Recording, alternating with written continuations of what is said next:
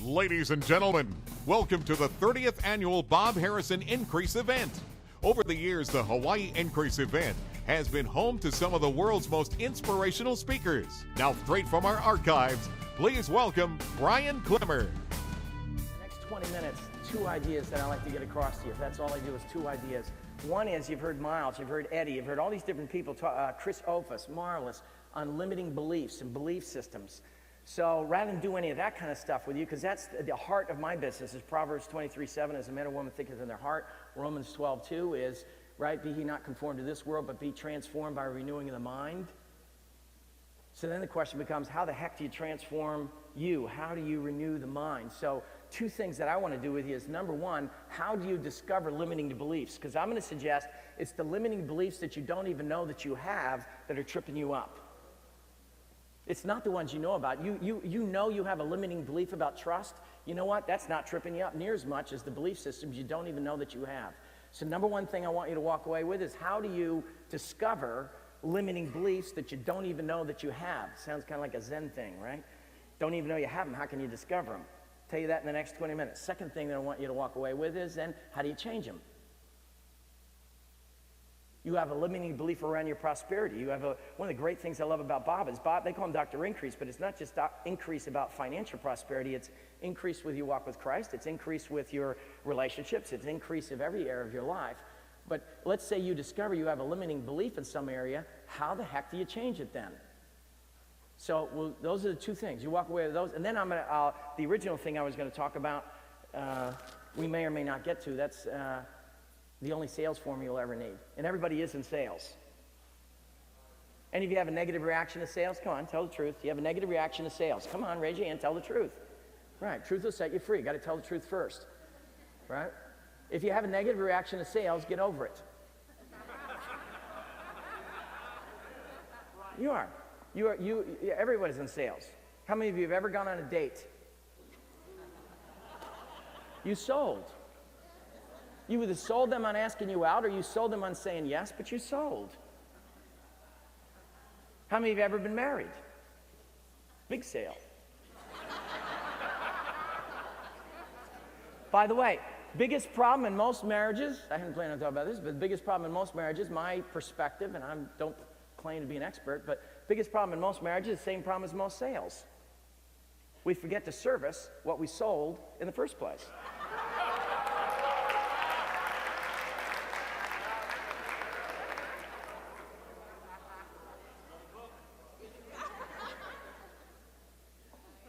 Have you ever comforted someone that was feeling bad? That was sales. All sales is communicating such that you cause action. Most people get confused and they think sales is shoving something down somebody's throat that they don't even want. That's why they have troubles evangelizing. That's sales.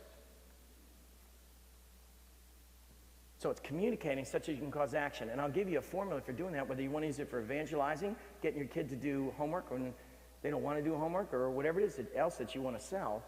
You have a business, but if I get to that, I'll get to that. Let's do this. I have a trademark kind of analogy that goes with our company and belief systems, and I like to start off there.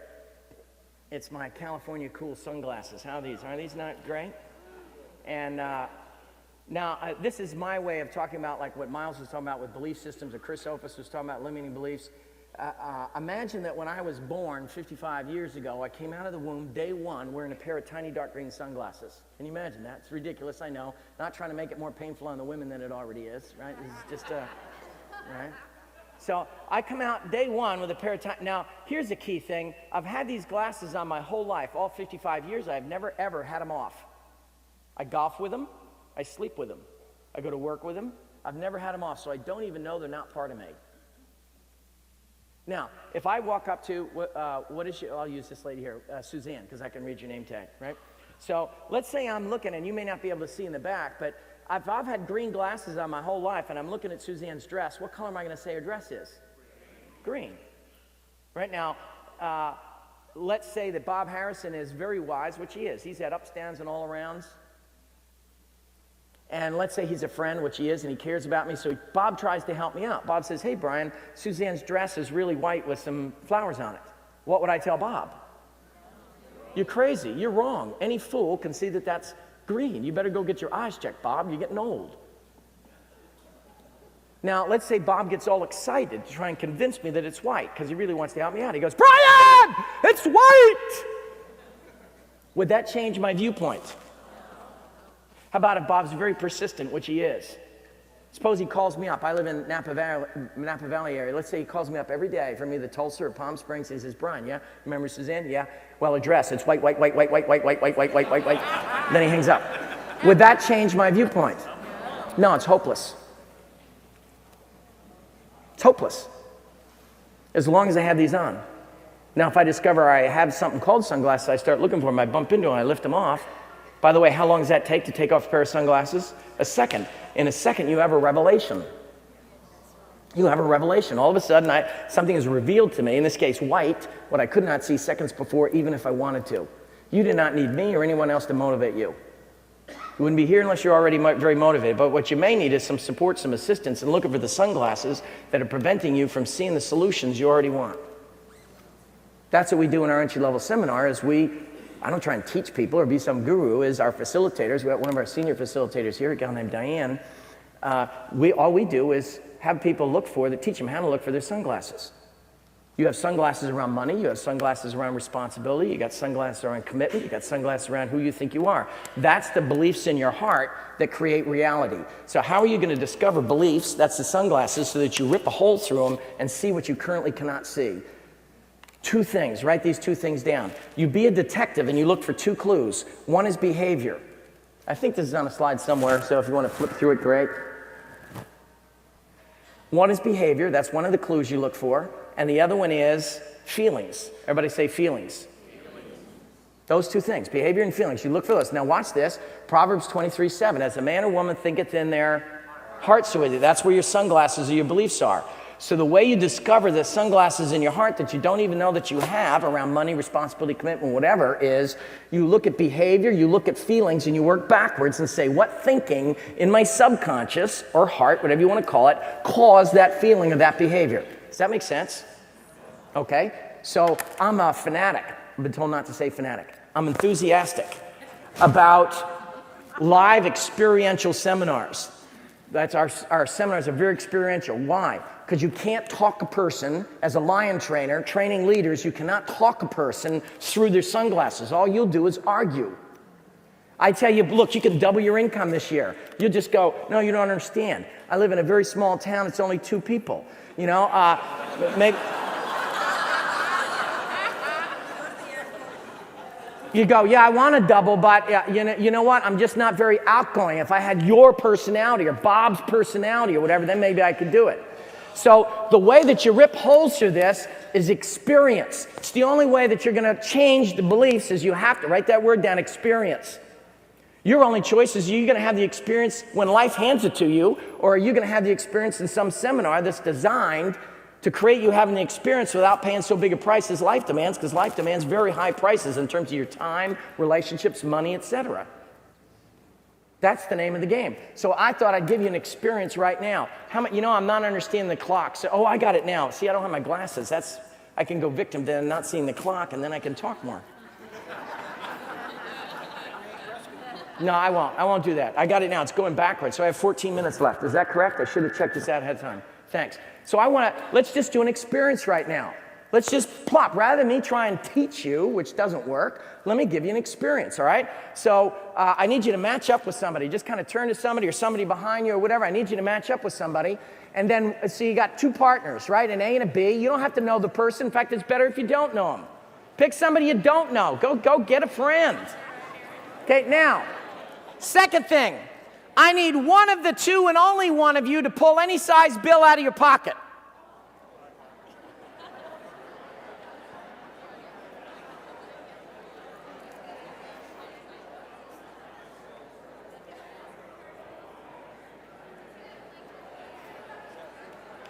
Are you with me so far? Yo, give me your attention, please. Don't start until I tell you to go, but here's what's going to happen. Person with the bill, would you hold it up for a moment? I want you to imagine that that's your house, That's a year or two's income. It's a lot of money. It's not what you're actually holding, but it's a lot.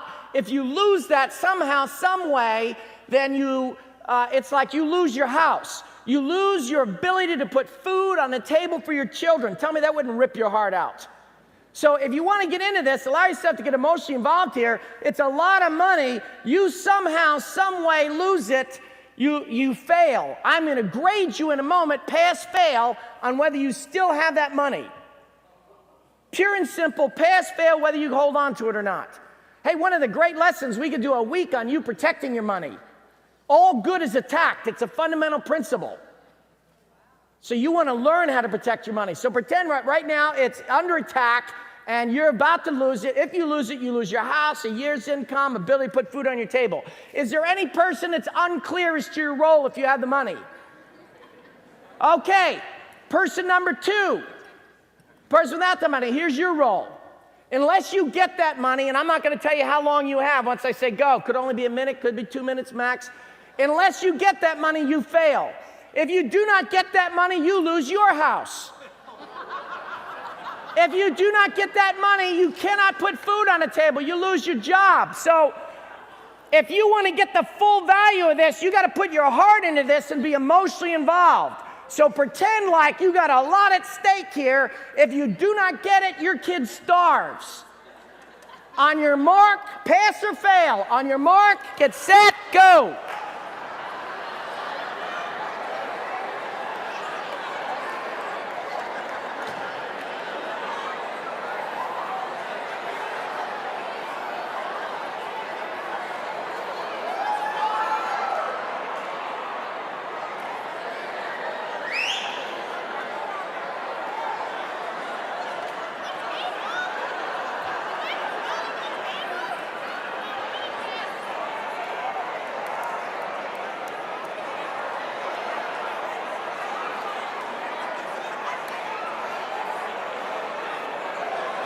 Okay, time, stop, time, stop. Oh, we got the adrenaline going now.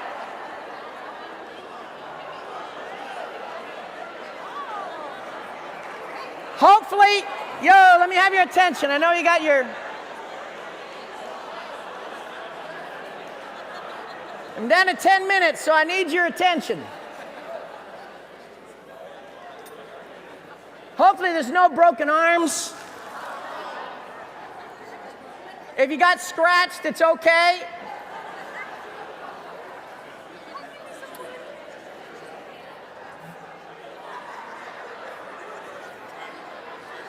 If you got scratched and I change your life, I'll make that trade. Okay, so here's the deal.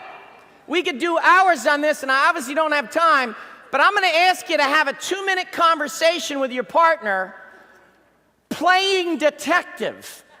Meaning, I want you to look at 2 things. I want you to look at your feelings, and I want you to look at your behavior. Those are the 2 clues, and then I want you to work backwards.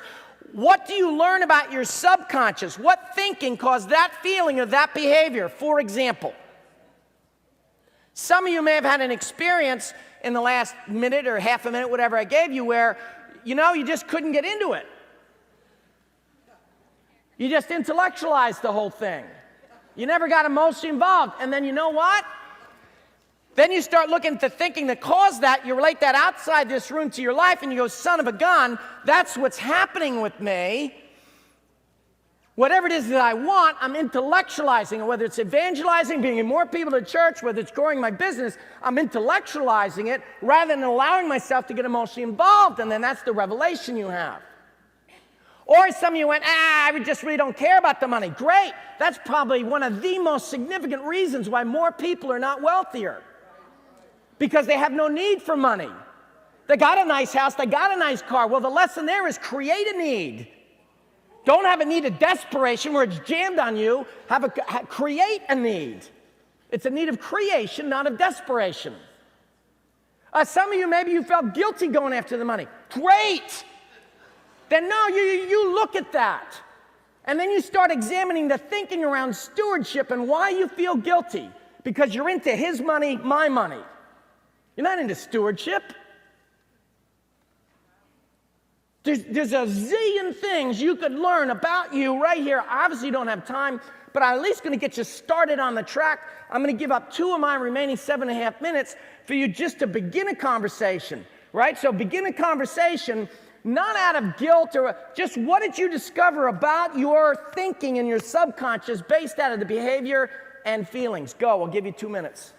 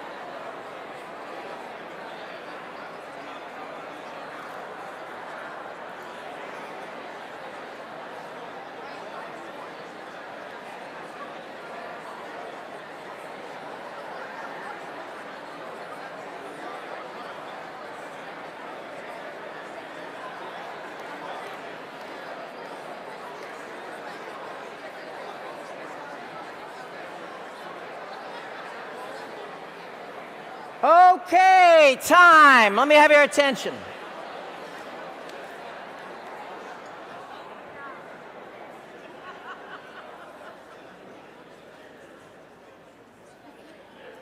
I'm going to encourage you to, like at lunch or some other time, sit with the person you did that with and have a half-hour discussion on what did you get out of that. It might have been something as simple as maybe what you noticed was they did some behavior like grabbed you and you got very judgmental of them for doing that. And then playing detective, you looked at your judgment, you go, son of a gun. No wonder I don't have more people in my company, church, whatever, because I'm judgmental. Who'd want to come out and hang with me?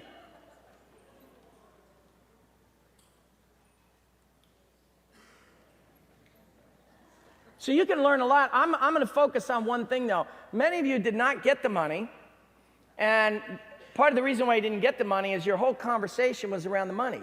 I need the money. Give me the money. I'm going to starve if I don't have the money. I need the money. You have your eye on the wrong thing. Do you need the money? Absolutely.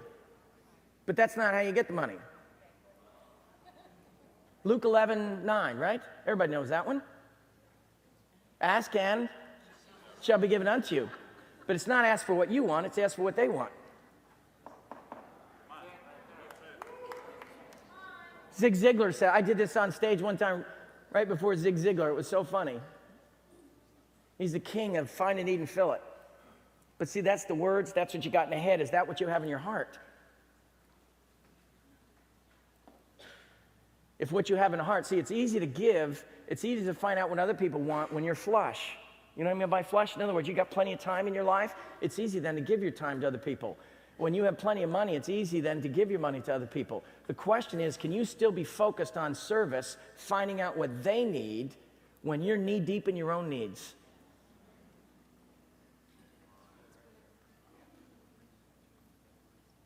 You talk to a guy, maybe I'll be crude for a minute, but a guy wants more sex. Half the time, what's he talking about? More sex. Wrong move. Find out what she wants. Then you'll have more sex you know what to do with.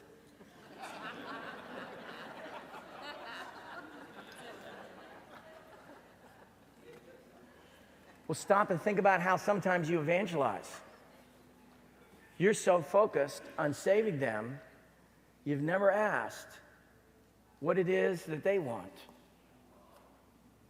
So they don't listen to you. You're so interested in whatever it is that you have to offer that you can't hear what it is that they want and need.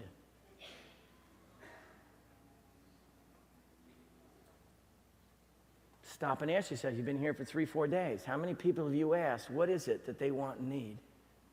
Now, you may not be able to deliver that. You may. Maybe you find out what it is they want and need, and you can't deliver it, but you know somebody else at the conference that can. Oh, you know what? I know a developer that can help you out. Let me hook you up with him. You want to become an expert wanter, needer, wanter finder. You got to be good at finding out what people want, because you know what? Most people are embarrassed to tell you what they want, don't know what they want. So practice on your kids. Practice on your spouse. Practice on your boss. Practice on Bob.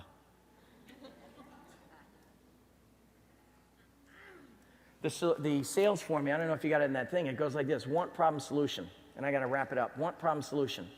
Because that's all it is sales, is finding out what people want, then finding out what their problem is and getting it, and then offering your solution.